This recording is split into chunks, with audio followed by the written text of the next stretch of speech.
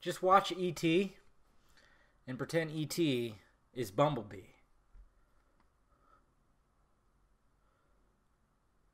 See the similar beats.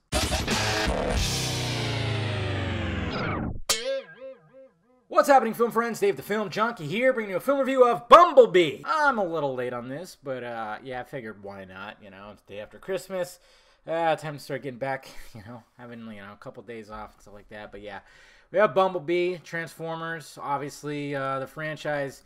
Regardless of how much the critics hate them and, how bad they are, they still make a shit ton of money. And, well, when it came to Bumblebee, it was like, okay, this is different. Finally, this is not, it's not Michael Bay. This is directed by Travis Knight and written by Christina Hodson, who's actually doing the Birds of Prey movie. Batgirl, I believe.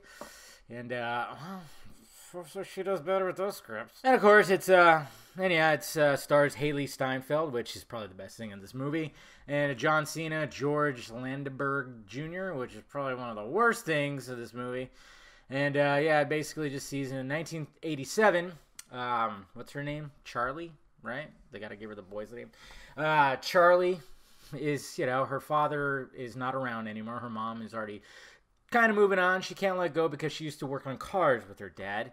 And she's just turning 18 years old. She's kind of like, where's my place? This, that, and this. And then, of course, in a junkyard, she finds the yellow beetle. She brings it home. She wants to restore it, but she finds that, hey, it's a transformer. It's something from out of this world. And she looks at the camera and goes, I think we just found a transformer.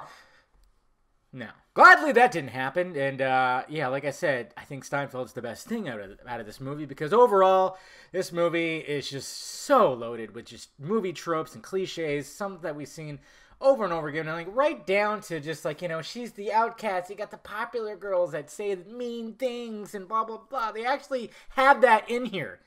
And it's so ridiculous. It looks like a Saturday Night Live sketch. The way that the girls are all done up, like, 80s, too much lipstick, and the hair all fucking hairsprayed up and everything. It's absolutely ridiculous. And then you have, of course, the love interest. His name is Mimo.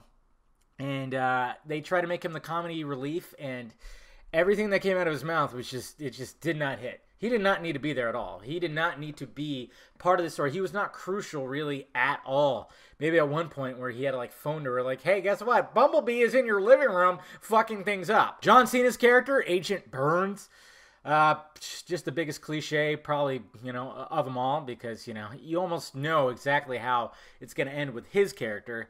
And there's a lot of the stuff that when he's talking with the government and pushing back against the idea of them working with the Decepticons and the way that he talks, you can even see it in the trailer. I mean, it's so hokey. It's so ridiculously dumb. And then, of course, they look at him for one-liners of stuff, and it's just like, oh, you roll your eyes every time he says one. So what works about Bumblebee is, well, Bumblebee and Charlie. That part works. There's some heart there. I'll give it that, even though, like I said, very much parallels to the fucking E.T. story. Elliot and E.T. is almost, it's similar. There's a lot of similarities there. Government trying to find him. He's hiding in the house. He gets in the house, trashes the house. Yeah, pretty much you kind of see what I'm talking about there.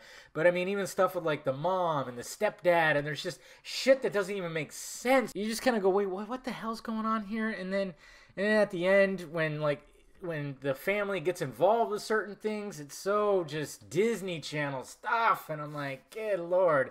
But I mean, some of the fighting and stuff was cool with Bumblebee and the Decepticons. And then the Cybertron systems, what the shit? I had Terminator going on in my head, like Cyberdyne systems. But Cybertron, those scenes were pretty cool. And I'm just going, hey, Paramount, Hasbro, let's make a full-on Transformers movie that takes place in Cybertron. No human beings. Let's just do a full-on animated fucking movie, like the normal, like they're doing like Lion King or something like that. Just do that with Transformers. And I think it'd be pretty damn cool, because you could totally tell they were taking highly from the TV show, which I wasn't huge on Transformers. I thought they were cool, but I was never big on them. So maybe that's why I didn't enjoy this as much, because I know they were really trying to go for that Saturday morning cartoon vibe. And they do achieve that. I just was like, but it's so just run-of-the-mill, so many tropes, and like I said, it just follows E.T. So yeah, not really a fan of this movie. I kind of walked out just, whatever. And we'll see if they continue, because it did not do that well at the box office, as well as they were hoping. So there you go, guys. That's my review of Bumblebee. Let me know if you saw it down below in the balls area and what you thought about it. Hit that like, thumbs up button if you'd be so kind. Subscribe to my channel. Visit filmjunkie.com for all my stuff. And, of course, visit the closet for shirts and stickers. And then follow me on the social media stuff right over there, Instagram, Twitter, Facebook. All right, guys?